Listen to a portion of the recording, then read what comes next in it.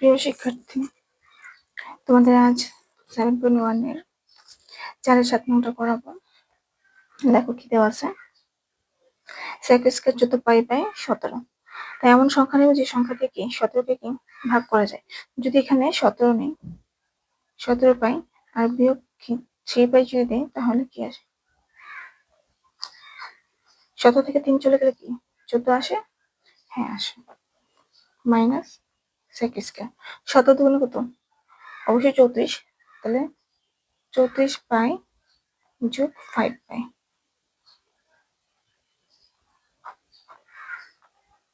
বুঝতে পারছো? এরপর দেখো কট স্কয়ার 41 আছে। এখন 3 সূত্রে কত? 51। 51 পাই থেকে যদি 10 পাই বিয়োগ দাও 41 পাই আসবে। মাইনাস কট স্কয়ার। তো আমরা কি জানি 17 দুগুণে 34, এখানে আছে 23, তাহলে আমরা 17 পাই। আর কত যোগ করা লাগবে? যদি 6 যোগ করো তাহলে কি 23 হয়ে যাবে, 34। এই ভাঙানোটা আশা করি বুঝতে পারছো। এরপর দেখো আমরা কি করবো, sec স্কয়ার 17 দিয়ে 17 পাইকে কাটতো, তাহলে কি থাকে? পাই মাইনাস 3 পাই বাই 17, বুঝছো? এরপর মাইনাস sec স্কয়ার 17 দুগুণে কত? 34, তাহলে 2 পাই প্লাস 5 পাই বাই 17, বুঝতে পারছো? এরপর এটা ভাঙাবো প্লাস কট স্কয়ার। তো এখন দেখো এখানে আমাদের কত আছে? 51, আর এখানে আমাদের কত আছে? 34। তাহলে 17 দিয়ে যদি কাটাকাটি করি তাহলে এখানে হবে 3 পাই আর এখানে হবে কি 17 দুগুণে কত? 34 বিয়োগ, এরপর দেখো এখানে কি আছে? 10 পাই আর কি 34 দেওয়া আছে, তাহলে 2 দিয়ে কাটলে 5 আর 2 দিয়ে কাটলে কত? 17। তাহলে আমরা একবারে করে ফেলি 5 পাই আর 17। আশা করি এখান থেকে এটা বুঝতে পারছি। এরপর কট স্কয়ার 17 দুগুণে 34, তাহলে পাই বাই 2 প্লাস, এখন দেখো এটা একেবারে কাটা যাচ্ছে, 2 দিয়ে করলে 3 পাই, 2 দিয়ে করলে 17। এটুকু আশা করি বুঝতে পারছি। এখন দেখো আমরা কি করবো, sec স্কয়ার পাই বাই 2 বানাতে হবে। তো পাই বাই 2 বানাবো, তো এখানে 2 বসাই, 2 কাটাকাটি করলে পাই থাকে, minus 34 3 pi by 17, minus 3 pi by 17।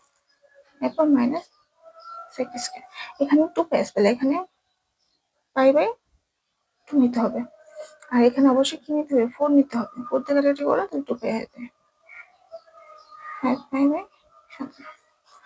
এইটুকু আশা করি বুঝতে পারছো। আচ্ছা, এটা ভাঙা শেষ। এরপর কি আছে?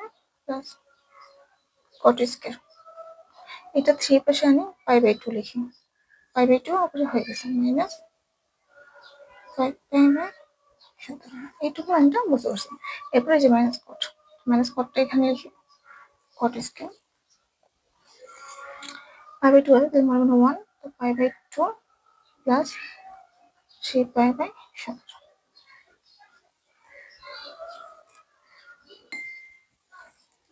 এখন আমরা কি করবো? এগুলো সব ভাঙানো শেষ। sec স্কয়ার লিখবো, দেখো পাই বাই 2 এখানে কি 2 বার আছে, তাহলে 2 বার ঘোরাবো। তো চতুর্গুণাঙ্ক হিসাব করি 1 2, 2 বার ঘুরাইছি। 2 বার ঘোরার পর এখানে কি আছে? মাইনাস আছে, মাইনাস থাকলে কি এ পাশে, তো এটা কি সেকের ঘর? অবশ্যই এটা সেকের ঘর না, তাহলে কি হবে? মাইনাস হবে, আর জোর আছে যদি সেকই হবে। কিন্তু এখানে দেখো স্কোয়ার আছে, স্কোয়ার থাকার কারণে আর মাইনাসটা লিখলাম না, একবারে সেক স্কোয়ার লিখে দিচ্ছি। তো এইটুকু কাজ শেষ, তাহলে 3 পাই বাই 17। এরপর দেখো আমরা কি করবো, সেক স্কোয়ারকে কয়বার ঘুরাবো? 4 বার ঘুরাবো, মাইনাস দিলাম, তো 4 বার ঘুরে sec স্কয়ারকে 4 বার ঘোরাবো আর প্লাস আছে, sec স্কয়ার 4 বার 1 2 3 4, যেহেতু কি প্লাস চিহ্ন আছে সামনে চলে যায়, তার মানে কি অল এর ঘরে আছে, আর জোর সংখ্যা কিন্তু সেক যা আছে তাই, তাহলে কি লিখবো? sec square 5 by 17। এরপর কি আছে প্লাস কট স্কয়ার কট আছে আর কিচ্ছু না। 3 বার ঘুরবো, 1 2 3, যেহেতু মাইনাস তাহলে পিছনের দিকে চলে যাবে। তো কট কটের ঘরে বসো, কিন্তু মাইনাস থাকার কারণে কট কি হয়ে যাবে, 10 হয়ে যাবে। তাহলে আমরা কি লিখবো, 10 স্কয়ার 5/17, মানে এটুকু কাজ শেষ, এটা বসে দিব। এরপর কি আছে দেখো আমাদের, তো এখানে কি আছে, 10 স্কয়ার 5/17, তো মাইনাস দিব, তো এখানে কট স্কয়ার, তো পাই/2 কবার, একবার, তো এখানে একবার ঘুরে একবার ঘুরলাম, ঘোরার পর এখানে প্লাস আছে, সামনের দিকে চলে যাবে। সামনে দিকে যে এটা কি কটের ঘর না, এটা সাইন এবং কোসেকের ঘর, তাহলে কি মাইনাস হবে, মনে মনে মাইনাসটা স্কয়ার থাকার কারণে একবারে মাইনাসটা প্লাস হয়ে গেছে। এখন 1 কি বিজোড় সংখ্যা, 4 থাকলে কি হয়ে যাবে, 10 স্কয়ার হয়ে যাবে, 3/17। এটা বুঝতে পারছো।